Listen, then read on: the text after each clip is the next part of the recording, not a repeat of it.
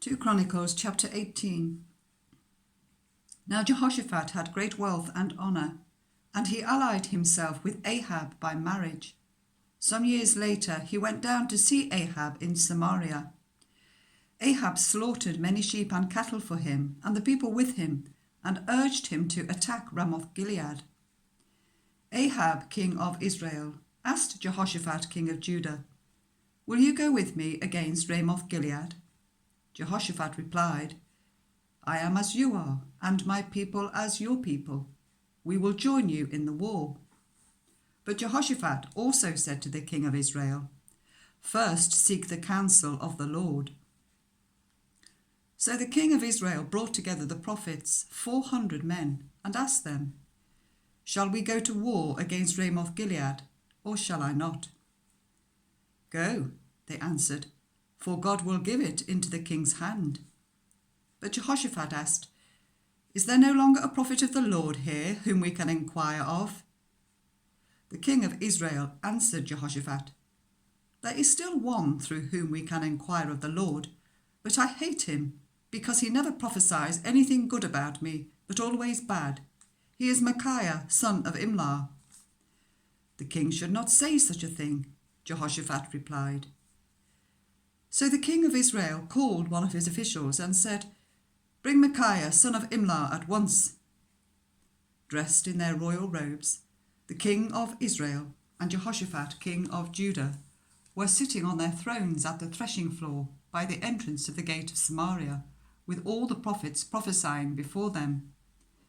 Now Zedekiah, son of Kenana, had made iron horns, and he declared, "This is what the Lord says, with these you will gore the Arameans until they are destroyed." All the other prophets were prophesying the same thing. "Attack Ramoth Gilead and be victorious," they said, "for the Lord will give it into the king's hand." The messenger who had gone to summon Michaiah said to him, "Look, the other prophets, without exception, are predicting success for the king. Let your word agree with theirs and speak favourably." But Michaiah said, "As surely as the Lord lives, I can tell him only what my God says." When he arrived, the king asked him, "Michaiah, shall we go to war against Ramoth Gilead, or shall I not?" "Attack and be victorious," he answered, "for they will be given into your hand." The king said to him, "How many times must I make you swear to tell me nothing but the truth in the name of the Lord?" Then Michaiah answered, "I saw all Israel scattered on the hills like sheep without a shepherd, and the Lord said, 'These people have no master. Let each one go home in peace.'" The king of Israel said to Jehoshaphat, "Didn't I tell you that he never prophesies anything good about me, but only bad?" Michaiah continued, "Therefore hear the word of the Lord. I saw the Lord sitting on his throne with all the host of heaven standing on his right and on his left.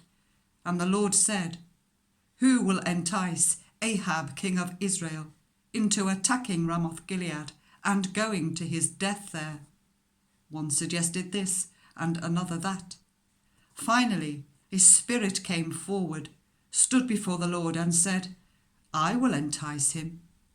'By what means?' the Lord asked. 'I will go and be a lying spirit in the mouths of all his prophets,' he said. 'You will succeed in enticing him,' said the Lord. 'Go and do it.' So now the Lord has put a lying spirit in the mouths of these prophets of yours. The Lord has decreed disaster for you." Then Zedekiah, son of Kenana, went up and slapped Michaiah in the face. "Which way did the Spirit of the Lord go when he went from me to speak to you?" he asked. Michaiah replied, "You will find out on the day you go to hide in an inner room." The king of Israel then ordered, "Take Michaiah and send him back to Amon, the ruler of the city, and to Joash, the king's son, and say, 'This is what the king says. Put this fellow in prison and give him nothing but bread and water until I return safely."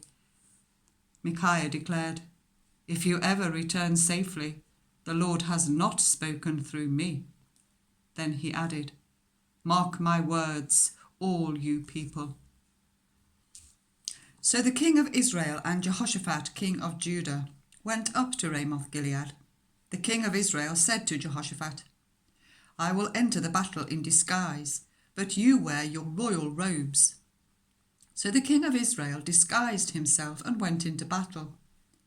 Now the king of Aram had ordered his chariot commanders, "Do not fight with anyone, small or great, except the king of Israel." When the chariot commanders saw Jehoshaphat, they thought, "This is the king of Israel." So they turned to attack him, but Jehoshaphat cried out, and the Lord helped him. God drew them away from him, for when the chariot commanders saw that he was not the king of Israel, they stopped pursuing him. But someone drew his bow at random and hit the king of Israel between the breastplate and the scale armour.